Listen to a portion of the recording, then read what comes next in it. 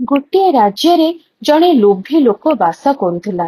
ତାଙ୍କର ନାମ ଥିଲା ଶ୍ରୀ ହରି ସାହୁ। ସେ ଅତ୍ୟନ୍ତ ପ୍ରଭାବଶାଳୀ ଥିଲେ। ସେ କେବେ କାହାକୁ ଗୋଟିଏ ଦାନା ମଧ୍ୟ ଦେଉନଥିଲେ। ସାହୁ ବୁଢା ଅତ୍ୟନ୍ତ ଗର୍ବୀ ପ୍ରକୃତିର ଥିଲା। ଶ୍ରୀ ହରି ସାହୁର ଗୋଟିଏ ପୁଅ ଥାଏ। ସେ ତାର ବାପାଙ୍କୁ କହିଲା, ବାପା ତୁମେ ଏବେ ତୀର୍ଥଯାତ୍ରା କରିବା ପାଇଁ ଶ୍ରୀକ୍ଷେତ୍ରକୁ ଯାଅ।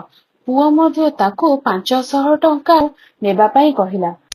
ପରଦିନ ଶ୍ରୀ ହରି ସାହୁ ବସରେ ବସି ପୁରୀ ଗଲା ଏବଂ ଶ୍ରୀକ୍ଷେତ୍ରରେ ପହଞ୍ଚିଲାରୁ କଣ୍ଡକ୍ଟର ତାଙ୍କୁ 20 ଟଙ୍କା ଦେବା ପାଇଁ କହିଲା, କିନ୍ତୁ ସେ ତାକୁ 10 ଟଙ୍କା ଦେଲା। ଶ୍ରୀମନ୍ଦିରରେ ପହଞ୍ଚି ଜଗନ୍ନାଥଙ୍କୁ ଦର୍ଶନ କଲା ପରେ ଜଣେ ବ୍ରାହ୍ମଣ ତାକୁ ଜଳ ତୁଳସୀ ଦେଇ 25 ପଇସା ମାଗିଲା ଏବଂ ଶ୍ରୀ ହରି କହିଲା, ତୁମେ ମୋ ଘରକୁ ଯାଇ ଏକ ଟଙ୍କା ନେଇ ଆସିବ। ସେ ତାଙ୍କୁ ନିଜର ଠିକଣା ଦେଇ ଚାଲି ଆସିଲା। ବ୍ରାହ୍ମଣଟି କିଛି ଦିନ ପରେ ଯାଇ ଶ୍ରୀ ହରିର ଗୃହରେ ପହଞ୍ଚିଲା। ବାକି ଥିବା ପଇସା ମାଗିଲା। ପୁଅ ଆସି ବାପାଙ୍କୁ ଏ ଖବର ଜଣାଇଲା। ସେ ପୁଅକୁ କହିଲା, ପୁଅ ଯାହା କହିବୁ, ବାପାଙ୍କ ଦେହ ଖରାପ, ସେ ଘରେ ନାହାନ୍ତି। ପୁଅ ଯାଇ ସେୟା କହିଲା। ବ୍ରାହ୍ମଣ କହିଲେ, ଠିକ ଅଛି, ତାଙ୍କ ଦେହ ଭଲ ହେବା ପରେ ମୁଁ ଟଙ୍କା ନେଇ ଏଠୁ ଚାଲିଯିବି। ପୁଅ ଯାଇ ବାପାଙ୍କୁ ଏକଥା କହିବାରୁ ସେ କହିଲା, ଯାହା କହିବୁ, ବାପା ମରିଗଲେ।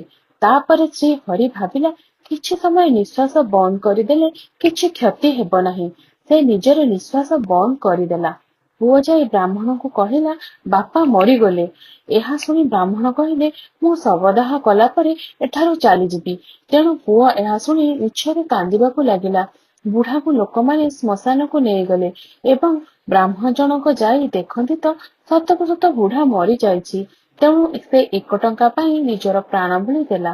ବୃଦ୍ଧ ବୟସ ତ ହୋଇଯାଇଥିଲା, ତେଣୁ କିଛି ସମୟ ନିଶ୍ୱାସ ବନ୍ଦ କରୁ କରୁ ତାର ପ୍ରାଣ ଚାଲିଗଲା। ରହୁଛି, ଧନ୍ୟବାଦ।